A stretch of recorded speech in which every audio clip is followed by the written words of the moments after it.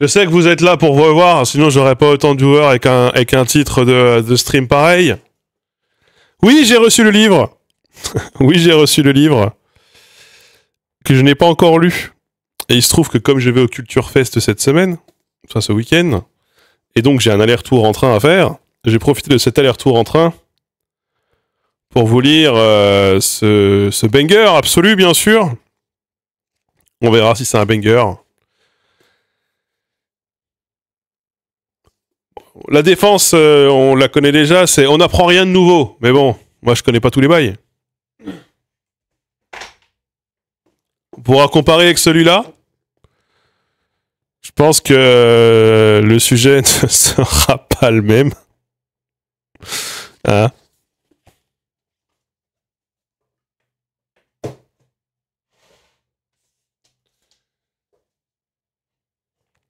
Rien à voir, mais du coup là je me fais un petit shaker au lit, bien sûr, qui n'est pas sponsorisé, toujours pas. On attend, on espère, on y croit. Je viens de me rendre compte qu'en demeuré que genre les 10 ou 15 derniers shakers que j'ai bu, en fait, en pensant boire de l'ice tea, je buvais de l'énergie drink. Donc je me disais, oh, un petit thé avant d'aller dormir. Je buvais du Red Bull, quoi. Bon bref, peu importe.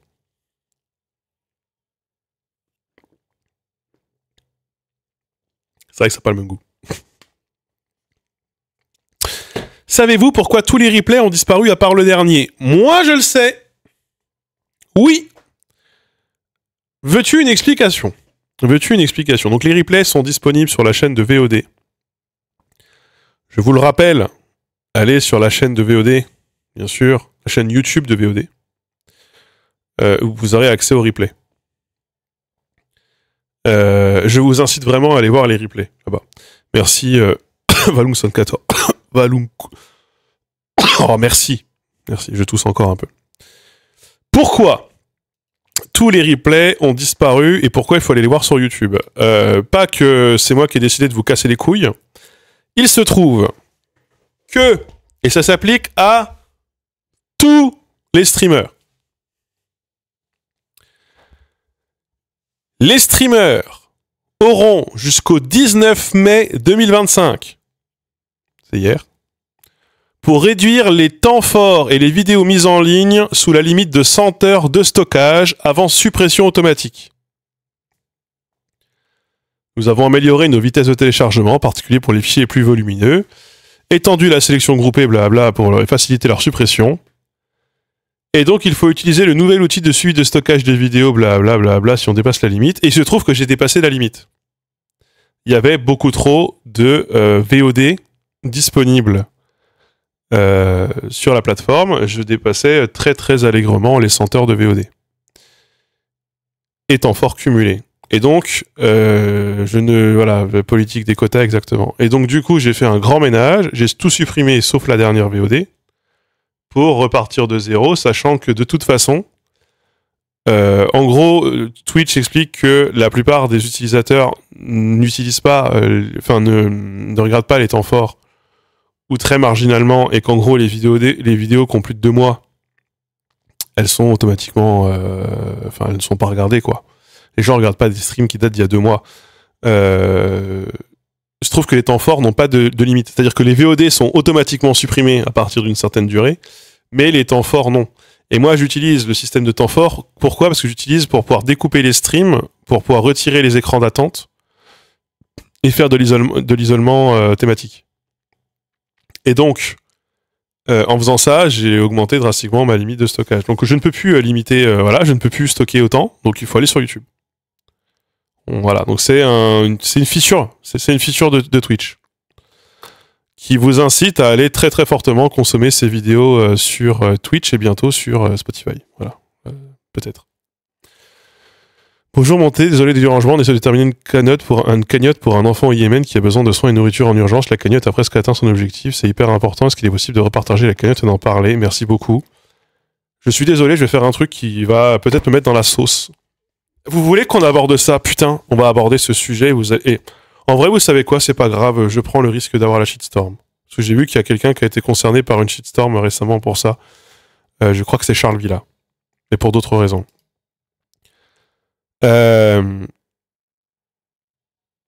On va changer le titre du stream. Je vais me prendre une shitstorm. Désolé.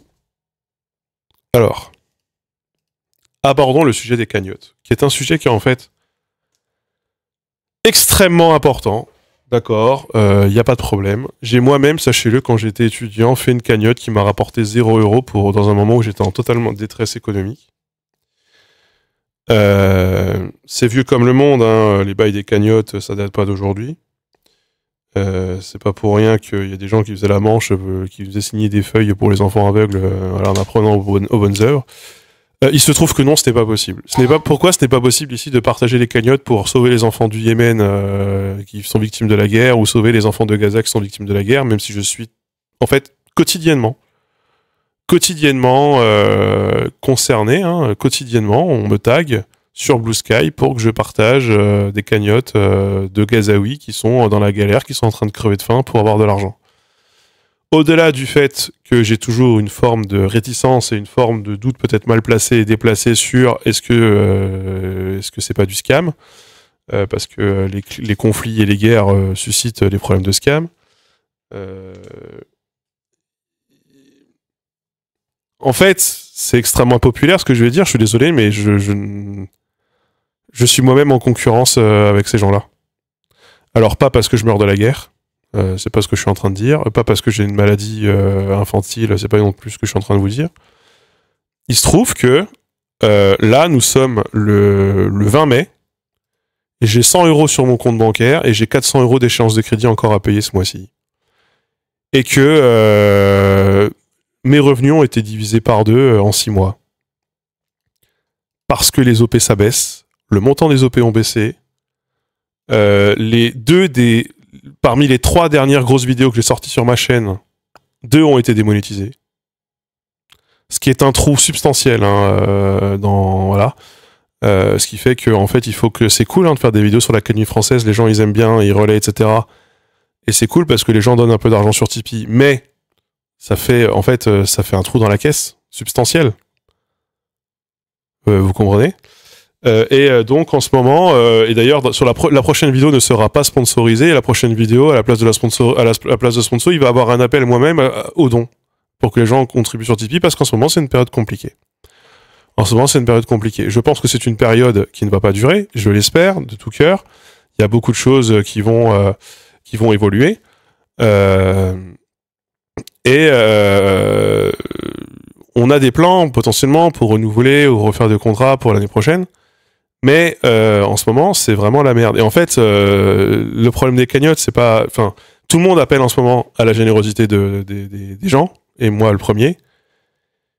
Et d'ailleurs, on peut tout à fait faire aussi le constat que cette générosité, beaucoup en profitent alors qu'ils n'en ont pas besoin, quand d'autres qui en ont extrêmement besoin ont leur pouvoir d'achat qui réduit en même temps. Mais ça, c'est vieux comme le monde dans une économie culturelle, c'est-à-dire qu'il y a peut-être aussi trop de créateurs dans un monde où l'essentiel des richesses des créateurs sont de plus en plus concentrées sur quelques créateurs, et que c'est de plus en plus dur de faire son trou et de survivre dans ce milieu. Notamment quand on décide de faire des vidéos, encore une fois, qui seront démonétisées et qu'on n'a pas l'audience substantielle pour pouvoir survivre autrement. J'ai pas un Tipeee à 4 000 €, moi, voilà, ça changerait tout. Si j'avais 4 000 € sur Tipeee, je me poserais beaucoup moins de questions. Donc, ouais, ou alors faut sauver la Zawa Prod, ou j'en sais rien. En vrai, les questions elles se posent aussi, parce que l'argent que lève Zawa, ils sont démentiellement plus de moyens que moi, ou que même beaucoup d'autres créateurs, hein, ça c'est évident. Et si j'avais les mêmes moyens, je me poserais beaucoup moins de questions. Toujours est-il que en ce moment c'est la merde pour beaucoup de gens, y compris dans cette industrie culturelle. Donc oui, je ferme les yeux, c'est-à-dire quand on me demande de relayer des cagnottes, même si c'est pour sauver les enfants de Gaza ou les enfants du Yémen, eh ben je fais comme si je n'avais rien vu. Quand c'est des gens que je connais un peu plus directement, eh ben je leur explique que je ne vais pas leur partager leurs cagnottes et je ne vais pas faire appel à leur générosité, et je ne vais pas relayer leur financement participatif. Bah parce qu'en fait, moi aussi j'ai un financement participatif qui est là à l'année et qui est là à long terme pour financer les actions de long terme sur la chaîne, et que j'en ai aujourd'hui plus besoin que jamais. C'est-à-dire que pendant 2 ans, moi je ne parlais quasiment plus de Tipeee parce que je pouvais vivre des OP. là, les OP, ça se casse la gueule. Enfin, là, il y a quelqu'un qui a posé la question de est-ce que c'est les OP qui baissent en prix parce que les annonceurs ont moins de budget ou parce qu'ils attendent plus en termes de stats? Et en fait, la réponse, c'est les deux. La réponse, c'est les deux parce que, pour une question très bête, vous êtes dans un moment où l'économie ralentit. Hein, l'économie ralentit et vous avez tout qui augmente. Vous avez le prix de l'énergie qui augmente, qui pèse tout le monde. Vous avez le prix de l'immobilier, vous avez les taux d'imposition, j'en sais rien, les prélèvements obligatoires qui augmentent. Tout augmente. Et bien, quand tout augmente, le premier réflexe des gens, et c'est votre réflexe aussi, c'est de sacrifier les budgets culturels pour pouvoir payer le loyer, l'électricité, la taxe foncière et manger. Vous sacrifiez pas l'électricité pour aller au restaurant ou pour aller au cinéma. Donc, les premiers budgets qui baissent, c'est quoi? C'est les budgets culturels et c'est les budgets de communication. Ça, c'est vrai. Ou les budgets dons, si vous voulez. Ça, c'est vrai pour l'ensemble des Français. Il faut savoir quand même que la moitié des gens dans ce pays ne sont pas imposables. Ça veut bien dire que quand même la moitié des gens dans ce pays ne gagnent pas beaucoup de thunes. Hein. Voilà. Mais c'est vrai, en fait, dans tout contexte économique et culturel. Ce qui veut dire que, et moi j'en parlais avec un élu de la ville de Fougères, il me disait, c'est simple, l'année dernière, on avait, je sais plus combien, c'était quoi les chiffres, mais on avait X milliers d'euros dédiés aux actions culturelles. Cette année, ça a été divisé par 10, quoi. Parce que ce que tu sacrifies en premier, c'est le budget com, c'est le budget culture. Voilà. Dans un contexte où nous, on peut plus faire d'OP avec personne, parce que déjà la plupart des OP des acteurs culturels, faut savoir que nous, les acteurs culturels, on leur faisait déjà payer moins cher. Le RPM. C'est-à-dire que quand on bossait avec des associations, ou quand on bossait avec des petits éditeurs, ou j'en sais rien, je sais pas quel autre exemple je pourrais vous mettre sur la table, par exemple avec les Mycéliades, nous, on a la vidéo des Mycéliades qui a été démonétisée, on l'a vendue, c'est une vidéo dédiée, 3 fois moins cher que ce qu'on la vend à un acteur privé. Parce que c'est une association, qu'on aime bien ce qu'ils font, qu'on considère que c'est important, et qu'on essaye de faire un truc au mieux qu'on peut en se basant par rapport à leurs moyens. Donc, tu voyais déjà le prix, il est divisé par 3 par rapport à ce qu'on facturait à quelqu'un d'autre. Là, derrière, tu peux dire, on peut essayer de se refaire sur le Tipeee ou sur la monétisation. Vidéo démonétisée et Tipeee, moi, le Tipeee, il est stagnant. Là, la vidéo sur la Académie française, ça fait monter le Tipeee drastiquement. Mais parce qu'en fait, je suis obligé de faire des vidéos qui font beaucoup de vues pour que les gens ils réagissent au buzz. C'est-à-dire que c'est horrible à dire. Mais quand il y a une sauce, le Tipeee augmente. Que ce soit quand je fais une vidéo sur l'Académie française où je sauce l'Académie française, ou quand je témoigne dans Mediapart pour Léo Grasset, là, le Tipeee augmente. Si je fais une vidéo super impliquée et super cool et super qualitative, comme il risque d'en sortir quelques-unes là qui sont déjà tournées sur les langues de Papouasie-Nouvelle-Guinée, le Tipeee n'augmente pas. Hein. Les gens ils s'en battent les couilles. Pourtant, la vidéo elle existe nulle part ailleurs. Vous allez trouver personne d'autre qui a fait une vidéo sur le sujet sur YouTube. Les gens ils donneront pas. Les gens ils donnent pas pour financer des vidéos, même si elles n'existent pas, et même si le sujet n'a jamais été traité. Et les gens ils financent aussi ils financent avec leur trip. Quand ils se sentent vraiment investis, et souvent ça c'est vrai dans des luttes politiques, des luttes sociales, et quand il y a un facteur d'adhésion ou quelque chose. Donc, à côté de ça, du coup, les budgets de communication ont drastiquement réduit. C'est-à-dire que quand avant on s'engageait pour 6 OP NordVPN à l'année, maintenant ils en vendent plus que 4. Quand le RPM était à 25, maintenant le RPM il est à 20. Et c'est vrai sur la monétisation YouTube aussi, parce que YouTube fonctionne avec un système d'enchères sur la monétisation. La monétisation aujourd'hui, elle est moins importante qu'elle l'était il y a 2 ans, en fait. Et donc je me retrouve comme un clochard à moi aussi faire la manche, ce qui ne m'enchante pas trop et ce qui me pose beaucoup de questions en termes d'éthique. Mais au bout d'un moment, il faut aussi que je me finance moi-même et que je me pose des questions par rapport aux dépenses que j'ai engagées. Là, pour être très concret, il y a 3 vidéos qui vont sortir. Une sur je vous le dis, enfin, je vous le dis aussi très simplement. En fait, du coup, je pense aussi que les annonceurs, ils en profitent. Les annonceurs en profitent parce que, comme il y a une raréfaction des annonceurs, parce qu'il y a beaucoup d'annonceurs qui ne font plus du tout de pub sur YouTube, parce que ils considèrent que ça coûte trop cher. Comme il y en a de moins en moins qui décident de faire des OP sur YouTube, parce que certains ont décidé de ne plus le faire parce que le budget com a été sacrifié, donc voilà, ils le font plus, parce qu'ils n'ont plus de budget pour le faire.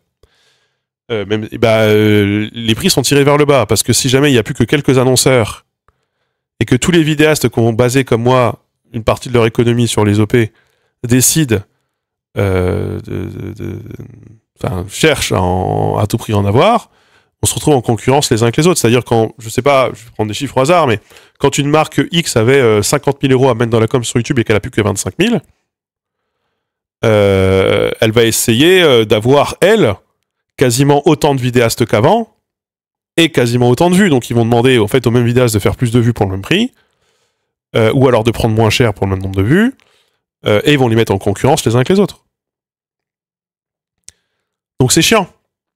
C'est chiant et c'est casse-couille. Et le problème, c'est que là, tu joues une question de ta survie. Et moi, je veux pas faire le gars, mais je pense que la chaîne Linguistic apporte aujourd'hui des choses à YouTube et des choses à la public et la vulgarisation scientifique sur YouTube qui n'existent pas sinon. Il y a des chaînes de linguistique, il n'y en a pas 15. Et du traitement, comme j'en fais sur les sujets que j'en fais, je suis pas sûr qu'ils seraient traités de manière, sans vouloir me jeter des fleurs, hein, aussi bien, tout simplement parce que déjà que c'est pas très porteur économiquement la linguistique, je suis pas sûr qu'il y ait de la place de beaucoup plus que chaîne que la mienne sur le sujet. Ou alors faut que je me réoriente et que je fasse autre chose, parce que j'ai toujours ce plan B, hein, de me réorienter et faire du spam, du putaclic, et je vous lis un bouquin d'extrême droite par jour sur Twitch et je fais des VOD en mode MDR, les FAF ils sont débiles, et je suis sûr que ça marche, parce qu'en l'occurrence le rage bait, donc le fait de susciter la haine et le fait de susciter de l'engagement par de la critique, ça fonctionne de ouf. Demain, je fais un stream sur Jean-Luc Mélenchon et un stream sur un bouquin d'extrême droite, je suis sûr que pas je deviens Clément Viktorovitch, mais je multiplie le nombre de subs par 5. Il se trouve que c'est pas comme ça que je conçois le truc sur Twitch. C'est pas forcément ce que j'ai envie de faire. Donc des plans B, j'en manque pas. Mais j'aimerais sauver mon fonctionnement tant que je peux. Et notamment, là on a une vidéo, oui c'est là où je voulais en venir. Maintenant les annonceurs commencent à être réticents sur certaines vidéos. Par exemple, la prochaine vidéo c'est sur existe-t-il un arabe de France? Donc existe-t-il une langue arabe de France? C'est la prochaine vidéo qui sort. Dans une semaine. On n'essaie même pas de la vendre. Hein. Mais aussi parce qu'on s'auto-censure. C'est-à-dire que ça se trouve dans VPN, ils accepteraient, on n'en sait rien. Il se trouve que, ouais, mais en ce moment, c'est pas porteur, quoi. Merci, Ferdibi, pour le raid. Ça, en ce moment, le sujet, désolé, trop politique, trop tatillon, préférez une vidéo plus lisse, dans le contexte, vous comprenez que, en fait, machin... Et il y a probablement... le fait que l'extrême droite marche aussi bien politiquement dans le monde et que l'extrême droite ait remporté les élections aux États-Unis et qu'une partie des marques avec lesquelles on bosse soient des marques américaines, ça nous limite aussi, je pense. Je pense que ça a donné une forme d'empreinte, une forme d'autocensure et une forme de contrôle. Sponsor application de langue. Ouais, alors ça c'est un autre problème, c'est que j'intéresse qu'en fait assez peu les applications d'apprentissage de langue. Ça continue bien avec la vidéo arabe en Espagne, une vidéo qui n'a pas marché. Hein. Une vidéo qui n'a pas marché. Et en fait, le truc, c'est que arabe dans un titre de vidéo sur sur YouTube. Bon, la monétisation, j'espère qu'on la gardera, parce que le sujet, il parle vraiment pas du tout d'immigration. Enfin, si, mais il parle vraiment... mais c'est juste que je sais déjà que ça va être un délire. Il y a moyen que ça ne marche... Il y a moyen que la vidéo soit démonétisée au bout d'un ou deux jours. Et c'est savoir que des fois, YouTube nous dit ouais, mais c'est parce que c'est le sujet, ouais, mais c'est parce que c'est tel mot, il est trop chargé. Et en fait, ils savent même pas exactement pourquoi, mais juste que dans leur robot, il a décidé que c'était un sujet trop grave, et donc... Donc, pour revenir sur le système des cagnottes, du coup, je ne relayerai, désolé pour les copains, je ne relayerai comme cagnotte que la mienne, ou alors si demain il y a un très gros mouvement social et qu'il y a des cagnottes syndicales pour financer les salaires des grévistes, et comme ça avait été le cas pour Recompte du Stream ou pour Recompte du Stream et pour la réforme des retraites, je le ferai. Mais là, en l'occurrence, je suis désolé, mais je peux pas faire plus. Si c'est démonétisé comme ça peut pas être à cause des raids de signalement. Si, et après, alors si, bien sûr.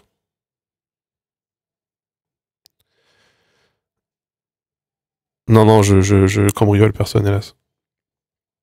Tu ferais les mêmes sujets en parenthèse de Game Europa Universalis, ça passerait tout seul. Ouais, mais non, mais ouais, peu importe. En tout cas, en ce moment, il y a une parenthèse là en ce moment qui est compliquée économiquement. Pour moi. Mais je vous apprends rien parce qu'elle est probablement compliquée pour vous, pour une bonne partie des gens qui sont ici dans ce chat. Donc je vous apprends rien. Et je vais pas m'étendre sur nos problèmes, mais bon, bah là ma femme arrive en fin de droit de chômage, donc à partir du mois de juin, elle a plus de chômage du tout. Et bon, là c'est pas comme si elle avait énormément de chômage parce qu'elle était à temps partiel, mais voilà. Et elle arrive pas à retrouver de travail. Même but, ils veulent pas la prendre 2 mois en CDD pour vendre des meubles, quoi. Donc c'est galère. En ce moment c'est la merde. C'est la merde, on fait ce qu'on peut. Et donc on se dit c'est une parenthèse dans laquelle on serre les fesses et on essaye de respirer. C'est une parenthèse qui va mettre beaucoup de gens sur le carreau, c'est une parenthèse qui va faire disparaître beaucoup de créateurs d'Internet. Ça, je vous le dis, c'est sûr. C'est sûr, c'est évident. On le voit autour de nous, parce que moi, vous savez, j'ai la casquette aussi Ilgard, la casquette agence. Donc du coup, je vois, nous aussi, comment ça se passe les tractations avec les marques, c'est quoi la situation économique. Et par exemple, pour moi, un des critères qui montre qu'il y a une crise des OP, du prix des OP et de la raréfaction des OP, c'est que la plupart des agences, c'est pas notre cas à Ilgard, hein, je fais notre pub aussi parce que bah, forcément c'est notre bout de gras, donc de toute façon vous en foutez, vous n'êtes pas créateur, vous n'êtes pas chez nous, vous n'êtes pas concerné, mais il y a des agences aujourd'hui qui sont montées à 25%. C'est-à-dire ça tape aujourd'hui 25% du prix de ton OP. Nous, on est à 15 ou 20% selon les gens avec qui on travaille, selon les modalités de travail avec les gens, mais il y a les agences, là, elles montent à 25%. Elles montent à 25%, pourquoi ? Parce que... Non, moi, personne ne me propose d'OP sur Twitch. J'en ai fait que 2. Alors, ce serait trop bien, hein, mais j'ai pas cette possibilité, hélas. J'adorerais. On essaye de vendre Oli, mais ils veulent pas trop. Ils sont un peu réticents. Et là, vous avez plusieurs... On a au moins 2 agences qu'on connaît qui tapent à 25. Ils tapent les créateurs à 25.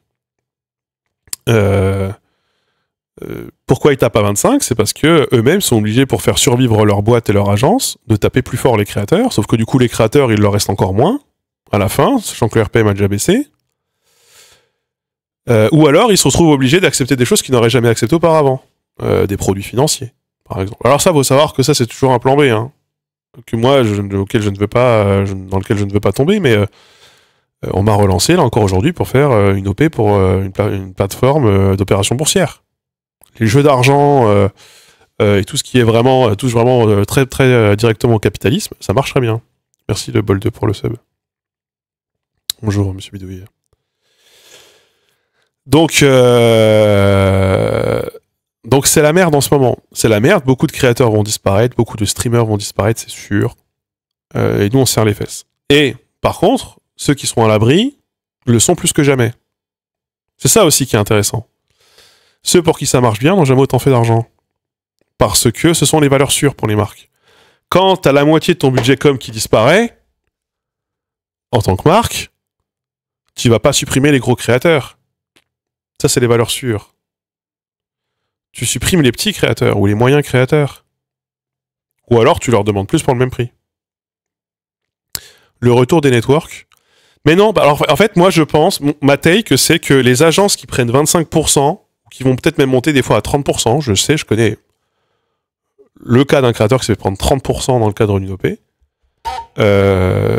c'est le lit de la mort des agences, de ces agences-là. Ça a été la fin des networks. Il y a des networks qui faisaient signer à 50%, ils te prenaient 50% de ta monétisation. Ces networks-là se sont effondrés. Au bout d'un moment, les créateurs, ils font le calcul, ils se disent, en fait, si ça me coûte 50% de mon revenu de bosser avec quelqu'un qui me rapporte finalement en ce moment pas assez parce qu'il y a une raréfaction des OP, il y a une raréfaction des opportunités économiques, bah vaut mieux que je prenne 100% de la monétisation et les rares opportunités économiques, je les traite moi tout seul en direct parce que je vais avoir le temps de le faire. Et le calcul il est facile. Moi je pense que les agences qui montent à 25%, elles le font pour se sauver, hein, pour sauver leur cul, c'est sûr, c'est évident, sont en train de signer leur arrêt de mort à long terme. les créateurs, 20% c'est un maximum. 20% c'est un maximum. Dans ce milieu-là, 20% c'est un maximum. Et c'est 20% où tu fais pas juste de la... Nous, par exemple, le 20% qu'on fait, c'est avec des gens avec qui on n'est pas en exclusivité, donc ils ont le droit de trouver ailleurs moins cher. C'est des gens avec qui on fait on a un travail juridique derrière, etc. Blablabla. Il y a beaucoup d'agences, elles te prennent 25%, t'es obligé d'être exclusif avec elles. Elles font aucun travail de relecture de contrat, ou en tout cas un mauvais travail de relecture de contrat. Elles se sécurisent elles-mêmes et pas leurs créateurs. À la fin, elles perdent leurs créateurs. En fait, ça, on l'a déjà connu. Moi, ça fait 10 ans que je suis sur YouTube, ça a déjà existé. On est déjà passé par là. Donc, merci pour les 15 € par mois, Méga Archimède, merci à toi. Vraiment, merci, ça, c'est le genre de truc qui fait vraiment la différence, donc vraiment merci. Donc, on est dans un moment où il y a un air de déjà-vu, et en même temps, c'est normal. C'est normal qu'il y ait ça, c'est normal. C'est normal que il y a moins de pognon, le gâteau est de plus en plus petit, et on est toujours autant à manger dessus, donc... Le problème, c'est que les grosses parts restent les grosses parts, donc les petites parts deviennent de plus en plus petites. Et on se bat pour des miettes, quoi. Bah ça, c'est sûr. Hein. Je trouve que les marques qui ont le plus de succès, c'est celles qui ratissent large, justement. Oli, Emma, HelloFresh. Ils calachent tout le monde sans distinction et les gens achètent. Emma, nous, c'est... Par exemple, moi, je fais pas de sponsor Emma. Parce qu'Emma, ils voulaient me payer en linge de maison. Et Emma, ils voulaient me payer... Et en plus, je pouvais pas choisir ce que je voulais. Donc Emma, en gros, ils voulaient me payer en déstockage de leur tête d'oreiller et de leur parure de lit, quoi. Au bout d'un moment, non. J'ai besoin d'€ pour pouvoir payer mon crédit auprès de la banque. Et je m'en bats les couilles d'avoir 3 matelas chez moi. Donc nous, Emma, ça c'est plutôt... Enfin, concernant Linguisticae, ça s'est pas mis correctement. Alors après, ça dépend à qui tu parles. Il faut savoir que... Alors, je rajoute un truc. Pas pour épargner les marques, et pas parce que j'en dépends. Mais il se trouve que des fois, tu peux parler avec 3 commerciaux différents pour la même marque. Des fois, le commercial, il bosse pour la marque directement. Des fois, il bosse pour un service qui bosse pour la marque. Des fois, il bosse pour une agence qui bosse pour la marque. Et parfois, c'est des gens qui négocient pour la marque alors que la marque ne les a pas mandatés. Et donc, toi, quand t'es confronté à un agent, tu sais pas si t'as un gars qui vient de l'interne, qui vient du semi-interne ou semi-externe, qui vient de l'externe ou qui vient de nulle part. Le dernier cas, j'y ai été confronté encore récemment. Récemment, il y a une marque qui apparemment devait travailler avec moi ou était intéressée à travailler avec moi et n'a pas travaillé avec moi ou en tout cas avait entendu parler de moi par quelqu'un qui se faisait passer pour mon agent, qui n'était pas du tout mon agent. Et autant, moi, j'ai pas de contrat d'exclusivité avec Ilgard, qui est l'agence que j'ai cofondée, autant c'est l'agence que j'ai cofondée. Donc oui, en fait, si, il y a une exclusivité de fait. Moi, je vais pas passer par une agence qui est pas mon agence, qui est pas l'agence que j'ai cofondée, qui est pas l'agence où j'ai un tiers départ et un tiers de l'actionnariat. Enfin, c'est évident. C'est évident. C'est évident que si jamais je dois faire négocier des contrats, je les fais négocier par des gens qui sont chez nous, parce qu'ils seront mieux négociés que par des gens que je connais pas. Voilà. Bah, c'est des gens qui jouent, qui essayent de tirer leur épingle du jeu, alors que ils mentent. Ils mentent. Ils disent qu'ils bossent pour des créateurs qui ne bossent pas, et ils me disent qu'ils bossent pour des agences avec lesquelles ils ne bossent pas. En fait, leur logique, c'est de dire, si jamais je dis que je démarche pour tel créateur à telle marque, et qu'ils me les achètent tous, moi, ensuite, je vais voir ces agents, ces créateurs en leur disant, je suis mandaté par telle marque, signe. Donc la marque pense que les créateurs sont déjà engagés, et une fois qu'elle pense ça, tu vas voir les créateurs en disant, attends, il faut que tu t'engages auprès de la marque. Donc c'est travailler à l'envers, et c'est, à mon avis, un bon moyen de se susciter professionnellement parlant, mais c'est des méthodes qui sont de plus en plus répandues. Perso Emma, trop de retours de gens emmerdés par les livraisons foireuses. Oui, moi, c'est aussi un des trucs qui m'a refroidi, même si a priori le problème a été réglé et le RPM était vraiment pas fou. Et moi, j'ai pas besoin de changer de matelas, le mien est très bien. Le mien m'a coûté cher, il est très bien. Voilà. Je regarde tes VOD depuis un moment, donc je ne sais pas si tu en as déjà demandé. Une question qui me trotte dans la tête. Tu penses quoi des autres vidéastes marxistes comme Pas du Ring, à l'assaut du ciel? Est-ce que tu les connais? Non. Jamais regardé Pas du Ring, Assaut du ciel, je ne connais même pas le nom, donc non. Vous savez, en ce moment, quand je suis pas en train de streamer ici, je suis en train de désherber mon jardin. Et quand je désherbe mon jardin, je n'écoute ni musique ni rien, j'écoute juste les oiseaux, les tracteurs et les chasseurs, bien sûr, qui sont légion dans nos campagnes. Puisqu'ils n'ont plus rien le droit de faire. S'ils ont encore le droit de tirer au fusil. Ça. Donc je ne connais pas. Je sais que ma femme regarde des trucs que moi je ne regarde pas. C'est à elle qu'il faudrait poser la question, mais voilà. Donc sur la question des cagnottes et la question de la mendicité, un peu quelque part. Moi, vous savez que ma take pendant longtemps, c'était de dire, et je vous la réaffirme ici, c'est il faut à tout prix s'affranchir du don des gens. Vaut mieux que le financement vienne de l'extérieur et que je ne dépende pas de ma communauté, parce qu'en fait, c'est quoi le problème? Ça me posait un problème éthique que moi, l'essentiel de mon public, je pense que ne sont pas des gens aisés.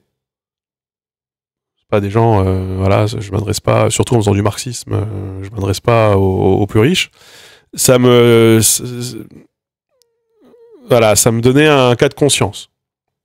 Et donc, vivre le plus possible des financements privés permettait d'être le moins sollicitant auprès de ma communauté,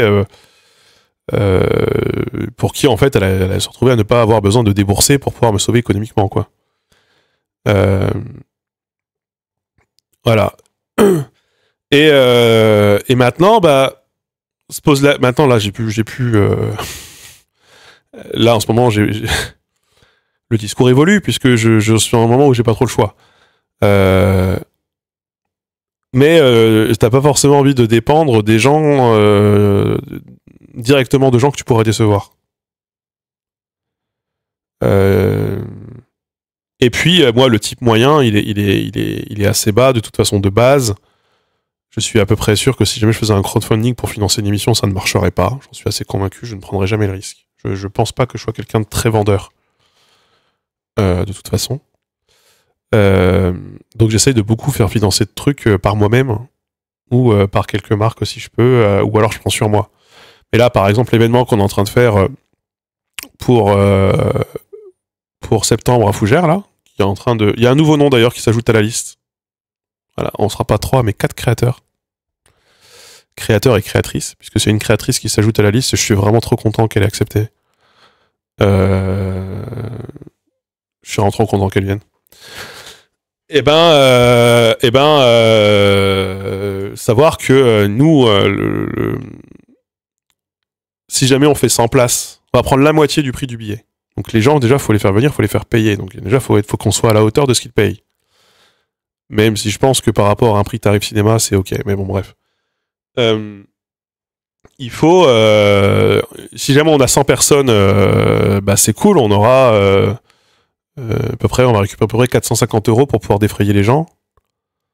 Mais en fait, on défraiera les gens quoi qu'il arrive. Donc si ça nous coûte 1000 € de défraiement, et qu'on fait que sans entrée, sans entrée, ce serait bien, je serais très content, moi, personnellement. Si on fait sans entrée, ben en gros, on sera que à moins 450 €. Moins 500 € à peu près. Si on fait 200, on remboursera peut-être. Si on fait 300, on sera excédentaire de pas beaucoup, mais on le sera. Donc tout part dans la logique de, là, par exemple, sur ce genre d'événement, c'est une logique d'investissement. Voilà.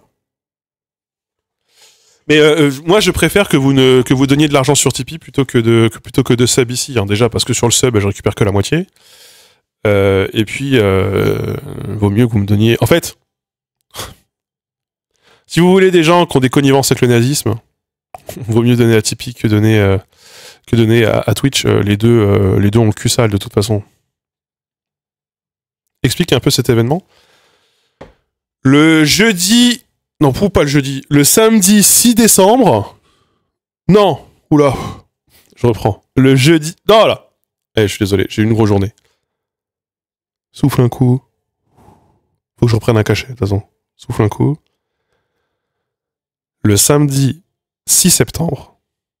Voilà, le samedi 6 septembre, on organise un événement au cinéma de Fougères où on aura des projections en avant-première de vidéos, de créateurs de vulgarisation ou pas, d'ailleurs, de créateurs de vidéos. On aura du coup 4 chaînes qui sont invitées. Entre les diffusions des vidéos, des débats et des tables rondes, des questions. L'événement va durer à peu près 4 heures, peut-être 4 heures et demie, ça va dépendre des gens. Il y aura notamment, à cette occasion, ça c'est pas un secret, je peux le dire, la diffusion de la vidéo sur la politisation des youtubeurs avec lesquels je vous tanne depuis, qui sera en vrai un peu comme la vidéo sur le mérite, mais là c'est focalisé sur l'engagement des youtubeurs en politique, en faisant une rétrospective historique, en reprenant toute la réforme des retraites, etc., en reprenant pas mal de choses, etc. Bref. Les autres créateurs, je ne vous tease pas. Tout ce que je peux vous dire, c'est que ce sera sur l'engagement. Le thème, ce sera l'engagement. Ce sera... merci Crispies pour le Prime. Il y aura qui? Je peux pas vous le dire parce que rien n'est confirmé pour le moment. Rien n'est confirmé pour le moment. Ce sera des gens que vous connaissez. Ce sera des gens que vous connaissez. Pas tous. Mais... voilà, ce sera des gens que vous connaissez. L'engagement, c'est large. L'engagement, c'est super large. Si on pouvait avoir un petit billet de qui que ce soit pour cofinancer l'événement, ce serait incroyable. Mais si c'est pas le cas, c'est pas grave, on épongera. Donc c'est juste pour dire que je suis aussi dans la logique d'investissement parce que, en fait, c'est vrai que je vise pas les projets en rentabilité. Moi, j'ai lancé beaucoup de formats qui n'ont absolument pas marché. Le truc, c'est qu'on est aussi dans une période où on n'a pas le droit à l'erreur. Et ça, c'est très compliqué à gérer. On n'a jamais eu aussi peu droit à l'erreur d'un point de vue éditorial. Quand je dis ça, c'est pas sur des takes que je pourrais faire ou quoi, c'est avant les marques, elles négociaient au nombre d'abonnés ou alors à la moyenne des vues sur une période, mais sur les vues sponsorisées. Voilà, donc on pouvait se rattraper, etc. Aujourd'hui, je peux pas me permettre de faire une vidéo qui fait 50 000 vues sur YouTube. Si je fais une vidéo qui fait 50 000 vues, même si le sujet est super intéressant mais qu'il n'est pas vendeur, ça fait baisser la moyenne globale. Souvent maintenant les OPL sont calculés comment? Sur la moyenne des... En gros, ça va dépendre des créateurs, des 4, des 6 ou des 8 dernières vidéos. En nombre de vues. C'est ça qui va servir à calculer le prix d'une OP. Si je fais une vidéo à 50 000 vues, automatiquement, je sais que je perds 300 ou 400 euros sur l'OP suivante. Et ça, c'est raide. Ça, c'est raide. T'as besoin de combien d'investissement? Franchement, si on a 500 ou 1000 balles, l'événement, il est assuré. Sans difficulté. Mais on les a pas.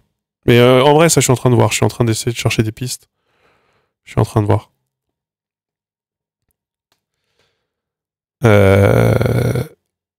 Même des vidéos hors série qui sortent du format. Oui. Ah oui. C'est pour ça qu'il n'y a pas eu de FAQ sur la chaîne principale cette année et que la FAQ est sur la chaîne de Best of. Vaut mieux que je prenne le risque de faire 2 fois moins de vues sur la FAQ, c'est-à-dire que je fasse 40 000 au lieu de 80 000, que prendre le risque que je fasse que 80 000 sur la chaîne principale. Non, mais je vais pas demander du financement de particuliers, mais du financement de marques, ce serait pas mal. Déjà parce qu'en fait, les événements, ils peuvent défiscaliser pendant ce temps-là, etc. La mairie de Fougères, ils ont plus rien, ils sont à sec, ils sont à poil. Là, je suis en train de voir avec la mairie de Fougères, via Hilgarde, pour faire venir un créateur pour un événement médiéval à Fougères. L'année dernière, ils auraient pu le payer. Cette année, ils pourraient pas le payer. Ils pourraient juste le payer le voyage. Et c'est déjà beaucoup. Non, mais je vais pas prendre ton financement de toi en tant que particulier.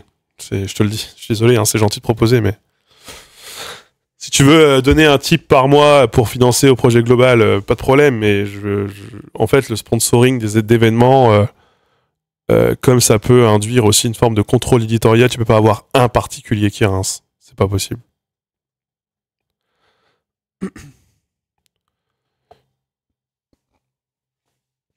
Donc les mairies en ce moment, ils ont plus rien. Mais les mairies, ils ont tellement plus rien que ils décident, par exemple, les piscines municipales, elles vont être ouvertes que la moitié de l'année parce que ça coûte trop cher de chauffage.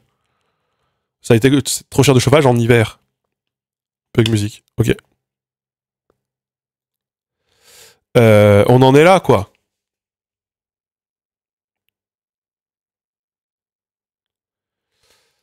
Oui, le même mairie de Fougères qui finance le deuxième pôle de bus à 2 minutes du premier, mais ça, c'est des budgets qu'on. En fait, c'est comment ça marche les mairies. Entre le moment où vous allez décider de monter un projet et le moment où il va se réaliser et il va y avoir du pognon qui sera mis sur la table, il va se passer 3 ans, 4 ans. Et en fait, les trucs dont on parle, c'est des trucs qui ont déjà été décidés il y a 3 ou 4 ans. Les budgets, ils étaient déjà débloqués, il y a un moment. Ils sont pas débloqués maintenant, en fait. C'est d'ailleurs pour ça qu'on m'a dit que si jamais il fallait créer un événement en 2026 et que la mairie doit y être associée, il faut que tout soit déjà fait en septembre.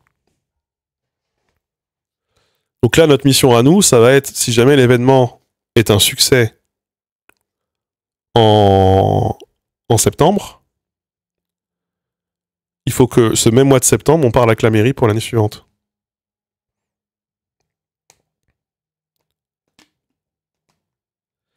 Bonjour, bonjour, le monde en carte qui a attendu ces 10 bonnes minutes. Je t'ai vu follow, et je me demandais pourquoi tu parlais pas, et en fait... J'avais oublié qu'il y avait 10 minutes d'attente.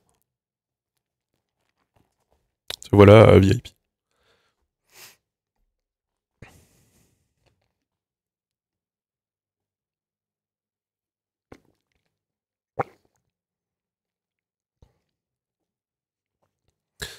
Donc, nous revoilà sur la question de la cagnotte, de la mendicité, et trouver des acteurs qui veulent bien mettre... En fait, actuellement, le rapport de force est très défavorable aux créateurs. Et en même temps, si demain il n'y a plus de créateurs, les marques n'ont plus de possibilité de faire de la pub à pas cher. Parce que, pardon, on coûte 10 fois moins cher de la vue qu'à la télé. Hein. Alors qu'on a une audience directement ciblée.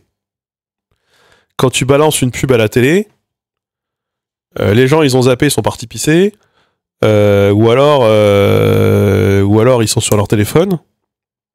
Mais toujours est-il qu'une pub à la télé, de la minute, de la seconde,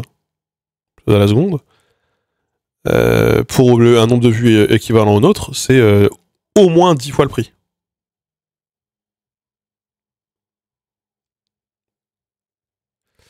C'est terrible ce truc, même si je comprends l'intérêt de ce 10 minutes de cooldown, c'est quand il y a des raids de gens d'extrême droite. Ça fait longtemps que c'est pas arrivé. Mais le 10 minutes a été mis pendant les législatives, notamment. On a mis le 10 minutes de délai pendant les législatives parce que ça devenait insupportable. Maintenant, du coup, ce qui se passe, c'est que les FAF, ils attendent 10 minutes à me regarder, à m'entendre parler de trucs de gauche. Ils balancent une dinguerie raciste, ils se font bannir aussitôt, je ne vois même pas leur message. C'est-à-dire que moi, je ne suis pas impacté. Et pendant 10 minutes, ils ont dû entendre des trucs de gauche. C'est eux qui perdent. Et ils pensent avoir gagné, ils pensent avoir d'être ça, mais c'est eux qui perdent. Déjà, ils perdent 10 minutes de leur temps. Et en plus, c'est 10 minutes à m'entendre parler de trucs de gauche.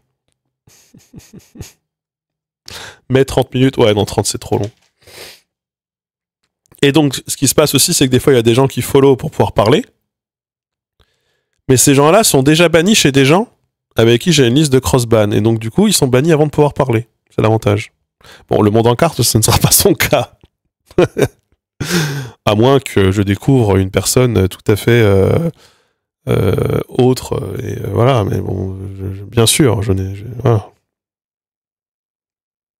C'est ça, les marques à la télé ne traquent pas et elles doivent balancer en salle, c'est-à-dire qu'elles font des campagnes. Elles font des campagnes de 2 semaines. Pendant 2 semaines, elles vont diffuser un nombre de fois de spots sur des segments horaires. En fait, ce qu'elles ciblent, c'est des segments horaires. Ou entre telle et telle émission. Ça, elles vont pouvoir avoir cette latitude, les marques. Et là, elles sont en concurrence. Ce qui fait que, bah oui, quand c'est des matchs de foot, c'est des pubs de voitures. Alors que quand c'est sur France 3, entre Slam et je sais pas quoi, c'est des pubs pour les ordissimaux, quoi.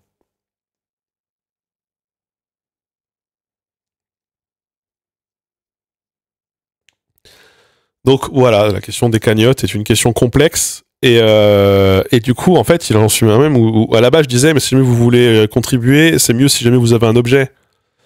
Donc, allez sur la boutique. Mais en ce moment, et je pense que c'est lié honnêtement, il y a des problèmes d'envoi avec la boutique, il y a des problèmes de paiement de la part des gens, et moi, des problèmes de paiement pour moi recevoir l'argent qu'ils me doivent. Donc, la boutique, là, elle est en sursis, elle va probablement être supprimée, et je vais probablement changer de modèle de boutique pour passer sur un ou deux produits par trimestre, peut-être, ou j'en sais rien, mais on va changer de modèle de boutique. Je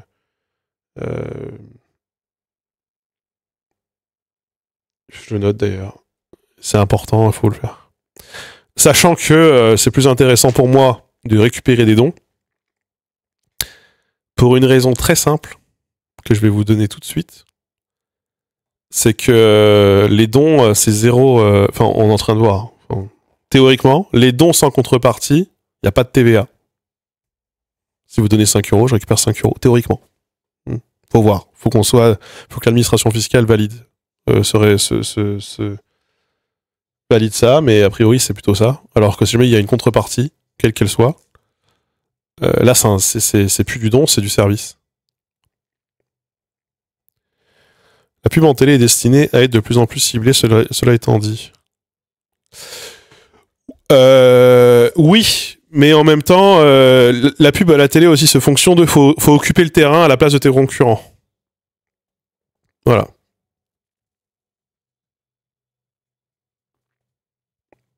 Modulal intermédiaire de collecte, oui. Tipeee, c'est... là, ils me prennent 7%, je crois, à peu près. Est-ce qu'il n'y a pas un monde où les créateurs se rassemblent pour prendre des mesures ensemble vis-à-vis des marques? Tu peux pas les forcer à payer, hein. On sait à quel point le prix de l'encart publicitaire est dévalué. Une action pourrait marcher? Non, non. Une action ne pourrait pas marcher parce qu'en fait, les gros créateurs ne sont pas impactés.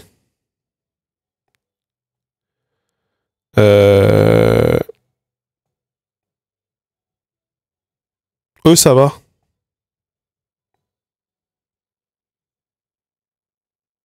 Tu payes des cotisations et des impôts sur les dons? Actuellement, oui. Actuellement, on paye la TVA. Donc on retire 20% supplémentaires. Mais on est en train de se demander si c'est bien fondé, parce que selon les textes de loi, les dons sont des dons, ne sont pas des bénéfices. C'est pas des... Je sais pas, enfin c'est calculé différemment, je pourrais dire de bêtises, mais j'utilise les mauvais mots, mais c'est pas calculé pareil.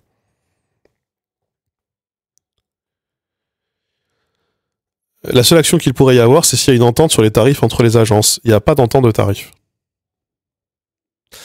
Il n'y a pas d'entente de tarifs et il y a de la concurrence. La concurrence aussi des agences peut pousser les prix vers le bas. C'est pour ça que moi, ce que je conseille aux créateurs, nous, on est une agence qui ne propose pas, qui ne donne pas d'exclusivité. Nous, on n'a pas d'exclusivité chez le gars. C'est très rare. Et on est les seuls à faire ça, je vous jure. La plupart des agences, pour sécuriser leur bout de gras, ils forcent une exclusivité. Pourquoi? Parce que quand un créateur il est en exclusivité avec toi, c'est que déjà, tu es sûr qu'il n'ira pas chez le concurrent. L'intégralité des OP qui passent par lui, c'est des gens que tu n'as pas besoin de démarcher toi, parce qu'en fait, le travail de démarchage, il a déjà été fait en amont. C'est-à-dire le démarcheur, enfin, la marque a démarché le créateur, et toi, tu n'as pas besoin de démarcher la marque, parce que du coup, tu la récupères automatiquement dans ton portefeuille. Du coup, tu peux la reproposer à d'autres créateurs. Et en même temps, ça te garantit une forme de revenu passif sécurisé. D'un point de vue d'agence, d'un point de vue purement d'agence, l'exclusivité, c'est le plus rentable, c'est le plus facile en termes de calcul. Le truc, c'est qu'il garde, ça a été créé par qui? Ça a été créé par, sur les 4 personnes qui sont confondées, il garde, il y a moi et Lenny de Science Codeur. On est 2 créateurs et nous on disait, attendez, l'exclusivité, c'est pas possible. Si jamais tu enfermes un créateur et que ce créateur n'est pas content, à long terme, c'est quand même difficile de justifier. Enfin, si jamais tu peux pas remplir tous ces encarts publicitaires et que lui ne peut pas aller voir ailleurs pour aller chercher de l'argent, il n'est pas content de ton service, il le fait savoir, et potentiellement tu le plombes. Donc on n'a pas d'intérêt à le faire. Pour autant, en tant que créateur, je pense aussi que tu as tout intérêt à avoir une exclusivité de fait. Pas une exclusivité contractuelle, mais une exclusivité de fait avec une agence. Pour une raison très simple, c'est que si jamais vous êtes représenté par plusieurs personnes différentes, vous dites, moi je bosse avec des agences qui n'ont pas d'exclus, donc je bosse avec telle agence, telle agence, telle agence. Donc du coup, vous avez 3 agences différentes qui vont essayer de vous vendre auprès de, je sais pas, j'en sais un NordVPN. L'agence qui gagnera auprès de NordVPN l'appel d'offres sera l'agence qui vous vendra le moins cher. Et donc, d'un point de vue créateur, l'exclusivité de fait permet de garantir un tarif minimal normalement plus haut que si jamais tu décides d'être représenté par plusieurs personnes à la fois. Donc moi, ce que je conseille aux créateurs, et ce que je conseillerais toujours aux créateurs, c'est, et là, bon, là c'est un discours que je vous donne, qui est le mien, c'est de ne jamais signer d'exclusivité parce que ça vous enferme, mais pour autant, toujours privilégier une agence avec laquelle vous allez avoir une exclusivité de fait, c'est-à-dire lui donner un pouvoir de représentation, et de le donner qu'à une seule agence. Et comme ça, si ça se passe mal, vous pouvez partir, et vous pouvez demander à quelqu'un d'autre de le faire. Il n'y aura pas besoin de sortie contractuelle, de machin, vous ne serez pas enfermé. Et en même temps, ça évite de tirer les prix vers le bas. Parce que c'est évident, hein, si jamais tu es représenté par agence B, agence A, agence B, agence C, tout le monde veut te vendre à 3 000 € à NordVPN, celui qui va gagner, c'est celui qui va dire, moi, si vous voulez, je vous le vends à 2800. Et ils vont dire, d'accord, on passe par toi. Sauf qu'à la fin, le créateur, il en a moins, quoi. Et là, c'est souvent la marque un peu qui est déterminante. Hein. C'est un peu la marque qui dit oui à la fin. Je vous ai dit, pour le rapport de force, il est tellement inégal aujourd'hui que et qu'on est dans une période où les prix baissent. C'est dur pour une agence de garder un tarif haut. Et comme l'agence, elle doit sécuriser le fait qu'elle puisse prendre sa part, une agence va toujours se dire vaut mieux que je prenne 200 € sur un contrat au lieu de 300 plutôt que 0. Donc vaut mieux que je vende mon créateur moins cher, que je prenne moins de parts, mais que je prenne un peu, plutôt que je prenne rien, quoi. Donc on est dans cette situation-là en ce moment, quoi. Parce qu'après, les agents aussi doivent se rémunérer, hein, ça c'est sûr. Après, nous, Ilgard, c'est un peu particulier, parce qu'on fait aussi de la gestion administrative. On fait surtout de la gestion administrative, d'ailleurs. Le monde des sponsors est en crise. En fait, c'est pas le monde des sponsors qui est en crise, c'est le secteur tertiaire qui est en crise. Mais c'est le secteur tertiaire, c'est tous les secteurs qui sont en crise. C'est juste que comme tout le monde va sabrer dans la partie tertiaire de son activité, donc la partie communication, gestion, la partie la plus dispensable, la culture. Comme c'est les premiers budgets qui sautent ou qui réduisent, s'il faut faire la même chose avec moitié moins, tu dois forcément à un moment discuter, te mettre autour d'une table de comment avec moitié moins, t'essayes de faire au mieux. La pub sur Twitch, j'y peux rien. La pub pendant les lives, j'y peux rien. Et du coup, effectivement, t'as un effet boule de neige. Mais c'est un effet que vous avez de manière plus générale. C'est même quand la boîte de BTP, on se parlait de boîte de BTP tout à l'heure, quand la boîte de BTP qui avant sponsorisait la kermesse ou le vide-grenier ou le machin du coin fait moins de chiffres parce que les gens ont moins de pognon, donc du coup ils font moins de travaux, il y a moins de pognon. Là, ça parlait quand même cette année il y a 100 000 emplois dans le secteur du bâtiment qui sont en danger cette année à cause de la crise du bâtiment, qui est liée à la crise économique et qui est liée à une crise de pouvoir d'achat. Forcément, tu redistribues tes cartes autrement. Hein. La pub qui coupe je suis vraiment désolé, la pub qui coupe le son, je suis vraiment désolé. Donc il y a un effet en cascade, comme ça. Putain, vous avez tous eu la pub en même temps, quoi.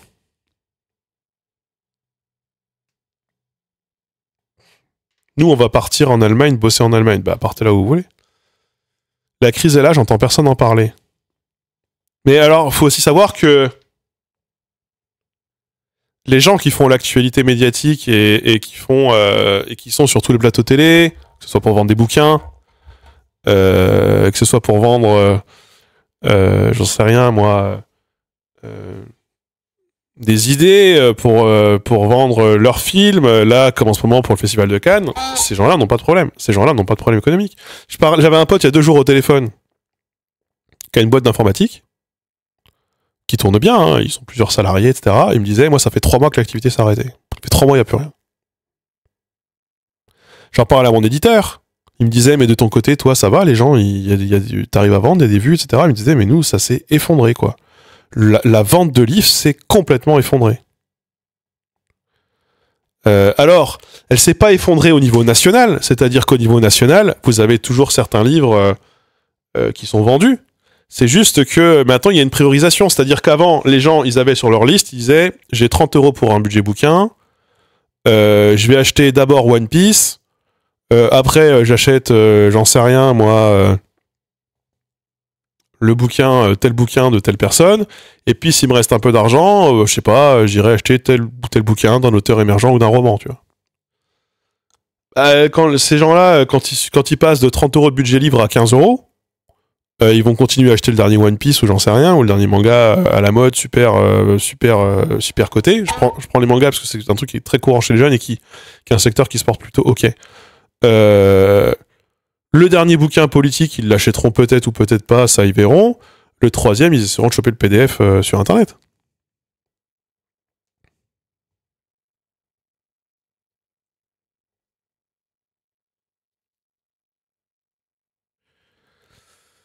Donc il me disait, en fait, pour les auteurs émergents, il n'y a plus de place. En ce moment, là, ça vend pas. Ça vend 0. Moi, j'ai de la chance parce que moi, mon bouquin se vend encore. Pas beaucoup, mais ça se vend toujours un petit peu, tous les jours un petit peu. Donc, encore une fois, tout le monde n'est pas touché de la même façon.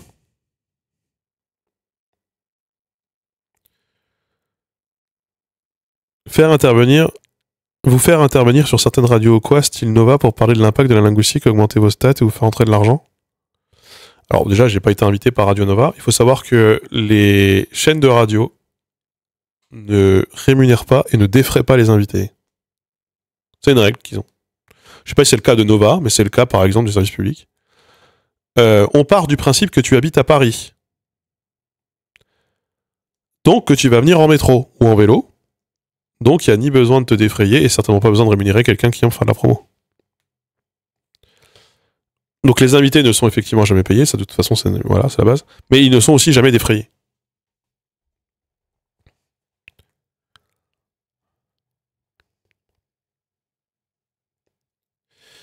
Si tu es à Paris, tu vas sur France Bleu. Ouais, c'est ça.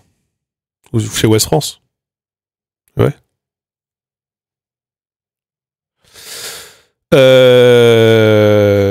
Après, quand t'es dans une période de promo, ça c'est le boulot de ton. Moi, vraiment, le boulot de mon éditeur, c'est le boulot des commerciaux, c'est d'essayer de te placer sur une émission. Ça c'est sûr. Hein. Faire RTL le midi ou France Inter le midi et faire la matinale de France Culture ou alors faire quotidien à 19h, c'est tout ce dont peut rêver un auteur. Et donc tout ce dont rêve un commercial. Le truc, c'est qu'il y a combien? Il y a que 365 slots par an. Et encore, parce que je compte le nombre de jours, je compte pas les vacances. En fait, il y en a moins que ça. Parce que les émissions, elles ont aussi des vacances. Elles sont pas là tout le temps. Donc en fait, si t'as 300 auteurs qui peuvent dans toute la France entière avoir accès à ce créneau et qui doivent le partager avec tous les autres, c'est super dur de l'avoir. Tu vas te battre, tu te bats. Oui, et sur Nova, le créneau linguistique est déjà pris par la Aveyron. La Elie Aveyron, c'est je pense, c'est avec Julie Neveu, c'est les deux linguistes médiatiques de France qui sont dans notre sillage, qui sont chez les linguistes atterrés. Et la place, elle est déjà trustée du coup.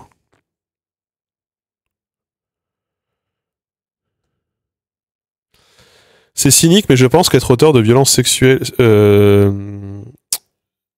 violences sexistes et sexuelles vend plus que l'inverse. Eh bien, c'est cynique, mais je pense que tu as tout à fait raison. Je pense que un gars comme Léo a 4 fois plus d'argent sur Tipeee que moi, alors qu'il fait que 2 fois plus de vues. Voilà. Je sais pas de combien combien d'argent il fait, parce que je crois qu'il le cache. Faudrait que je vérifie. Mais il a 4 fois plus de tipeurs que moi. Et j'ai pas envie de dire de bêtises, faudrait vérifier. Il a l'air d'avoir plus de tipeurs qu'avant. C'est ça, il a quasiment 1500 tipeurs, Léo. Dirty Biology. Il y a 1500 personnes qui donnent de l'argent tous les mois à un gars qui a violé des meufs et qui a agressé sexuellement d'autres meufs. Qui a eu plusieurs articles Mediapart au cul, voilà. Je pense qu'il fait plus d'argent aujourd'hui sur Tipeee qu'il n'en faisait avant d'être outé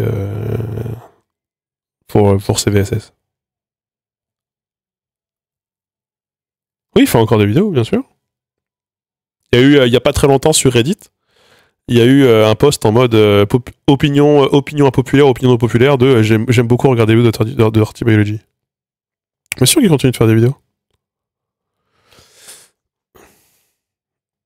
Ah non, mais son public a probablement été reconfiguré. C'est-à-dire qu'une partie des gens qui le regardaient ne le regardent plus. Cette partie-là, c'est vous.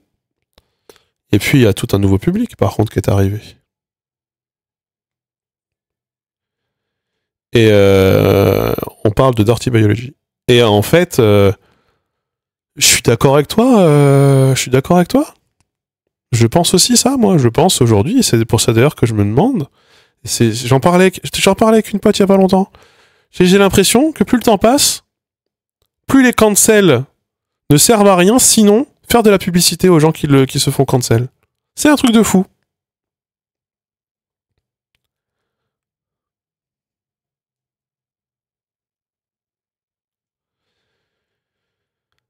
Il y a de la réactance, ouais, et puis on l'a vu, on en a parlé il y a 2 jours, chez les moins de 30 ans, il y a le sexe ratio sur qui vote à droite ou à l'extrême droite et qui vote à gauche est très inégalement réparti. Enfin, genre, il est pas du tout de 1. Il y a un survote de quasiment 9 ou 10 points à gauche chez les femmes et un survote à droite ou à l'extrême droite chez les hommes de moins de 30 ans. C'est dans le dernier sondage qui est... Dernier sondage de quand? De la grande enquête électorale de IFOP. Et je vais vous reprendre spécifiquement les chiffres. Voilà, puisque je les ai là, blablabla. Par exemple, l'électorat de Jean-Luc Mélenchon est un électorat très significativement féminin. 32% des femmes de 18-24 ans ont voté Jean-Luc Mélenchon, seulement 24% des hommes. Ce qui est d'autant plus désastreux, la façon d'avoir géré l'affaire Quatennens. En sachant ça, alors que 36% des hommes de 18-24 ans ont voté Jordan Bardella, mais seulement 28% des femmes. Donc, il y a un survote significatif. Alors, il y a aussi un survote Glucksmann chez les femmes. Donc, quand on sait ça, on comprend pas la France insoumise. On comprend pas.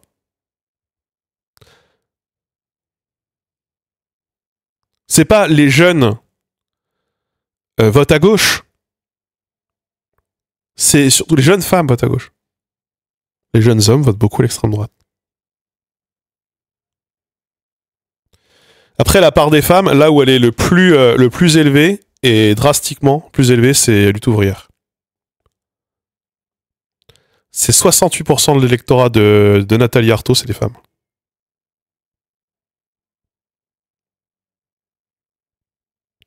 C'est le pompon. Et 55% de l'électorat de la France insoumise, c'est des femmes. Alors que la part des femmes... Alors chez Jordan Bardella, c'est particulier, parce que chez Jordan Bardella, et ça, en fait, par contre, chez les hommes vieux, c'est l'inverse. Les hommes vieux votent plus à gauche que les femmes. Enfin, les hommes retraités votent plus à gauche que les femmes retraitées. Ça, c'est la petite donnée aussi qu'on a apprise et qui m'a un peu surprise. Je l'ai là. Ouais, les femmes de 65 ans et plus votent plus à l'extrême droite que les hommes. Donc les vieilles votent plus à l'extrême droite que les vieux. Et plus à droite. Les vieux votent plus à gauche que les vieilles. La part de femmes, par exemple, à l'extrême droite, elle est à peu près, c'est à peu près, c'est 51 d'hommes, 51% d'hommes, 49% de femmes sur le vote Jordan Bardella. Mais du coup, c'est le sexe ratio, il est démesuré, c'est-à-dire que vous avez surtout des hommes jeunes qui votent Bardella et des vieilles femmes. C'est, il y a de ça quoi. Alors surtout, quand je vous dis surtout, le phénomène, il est surtout marqué chez les chez les moins de 24 ans et chez les moins de 34 ans aussi dans une autre dans une autre proportion.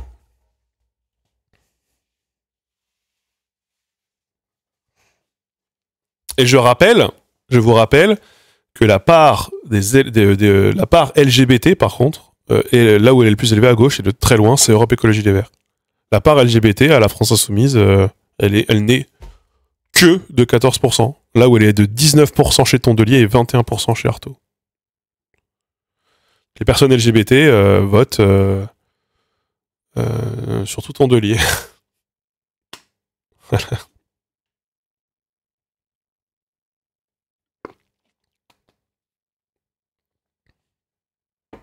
Là, ça me surprend pas tellement non plus. Mais du coup, les femmes votent plus à gauche. Mais bon. Par contre, sur la question, on l'avait déjà évoqué, sur la question de la religion, Jean-Luc Mélenchon a vraiment le vote musulman. Ça, pour le coup, que les musulmans soient riches ou qu'ils soient pauvres, ils votent Jean-Luc Mélenchon. À 59% pour les plus riches et 58% pour les plus pauvres. Par contre, les musulmans retraités, pas du tout. Ça, enfin, pas du tout. Beaucoup moins. Les musulmans retraités, ils bandent sur Édouard Philippe. Et sur François Ruffin aussi. C'est significatif. Genre, 3% des musulmans pauvres voteraient François Ruffin. Par contre, 13% des musulmans retraités voteraient François Ruffin. C'est genre... bah, vous avez quand même 9% des musulmans pauvres qui votent Jordan Bardella. Vous avez 9% des musulmans CSP- qui votent Jordan Bardella dans ce pays.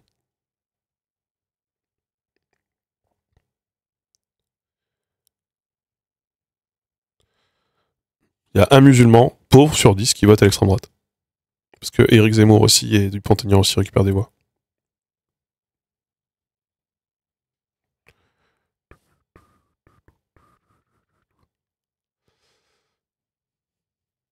Donc il y a des choses intéressantes à voir voilà, sur la question du genre. Ah, je le laisse sous les yeux. Chez les 25-64 ans, les écarts sont pas très significatifs. Mais alors chez les 65 ans ou plus, en gros, les femmes favorisent très largement les candidats du centre et les hommes les candidats de gauche. Chez les moins de 25 ans, donc du coup, c'était pas les moins de 30 ans, les moins de 25 ans, il y a 9 points, les candidats de gauche font, enfin, il y a 9 points de plus de vote de gauche chez les femmes que chez les hommes. Les hommes, il y a moins 9 points, du coup.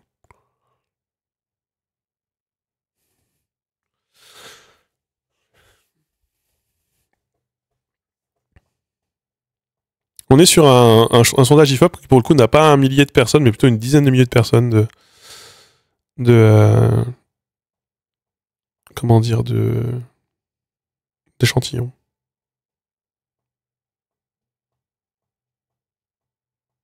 Quel candidat du centre?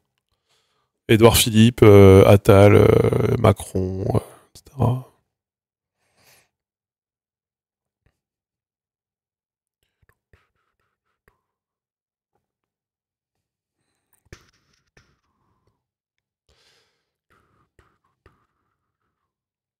Merci pour le sub John Alb. Faut savoir aussi, là je l'ai sous les yeux, donc je vous le dis, vous irez voir, sur l'hypothèse fragmentée, hein, si jamais il doit y avoir un split vote, le vote homosexuel à gauche, ce serait essentiellement un vote Raphaël Glucksmann. Si jamais il y avait une hypothèse Mélenchon, Ruffin, Glucksmann, c'est-à-dire les 3 candidats en lice en 2027, il y aurait que 9%, comment dire, Mélenchon ne ferait que 9% chez les homosexuels, là où il ferait 15% chez Raphaël Glucksmann.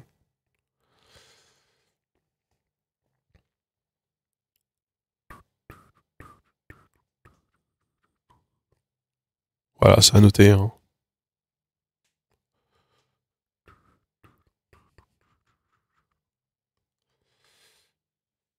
Et dès l'instant, Ruffin ferait 5%. Après, Ruffin, ce serait plus significatif que son score national qui serait estimé à 4,5. Donc il y aurait un survote. En gros, Mélenchon aurait un sous-vote personne homosexuelle, comparé à la moyenne nationale qu'il ferait, c'est-à-dire de 10% à peu près, selon le sondage, alors que Ruffin aurait un survote, pas très significatif, de 1% quand même, il ferait 1 point de plus, alors que Glucksmann, pour le coup, serait entre significatif, ferait 6 points de plus. Voilà. Mais c'est intéressant d'avoir ce genre de statistiques sur qui ferait mieux. Par exemple, Mélenchon fait très bien chez les jeunes, mais alors dès l'instant que les gens ont plus de 50 ans, ils veulent pas voter Mélenchon. Hein. Vous pouvez même pas les y